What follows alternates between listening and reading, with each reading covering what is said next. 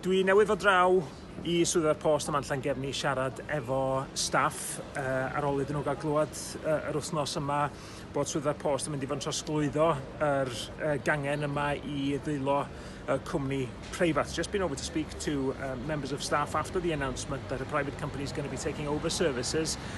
In a way, it's positive because it means the post office won't be closing. Mae yn beth cadarnhaol ar ôl blynyddoedd o fygythiad i'r Swyddfa'r Post yn fan hyn, ond wrth gwrs mae'n pryder I rwan am ddyfodol staff. Dwi wedi sgwennu at Swyddfa'r Post, dwi wedi rhannu efo nhw bore yma'r llythyr dwi wedi gael yn ôl gyn Swyddfa'r Post yn dweud oes mae'n opsiynau ar gael iddyn nhw o ran trosglwyddo cyflogaeth i'r cwmni newydd Zedco ydi enw fo cwmni mawr.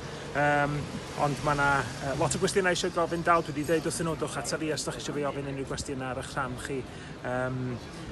Fel dwi'n dweud, newyddion da mewn ffordd, ond wrth gwrs, da ni'n meddwl am y staff achos mae'n gyfnod ansicr iawn iddyn nhw.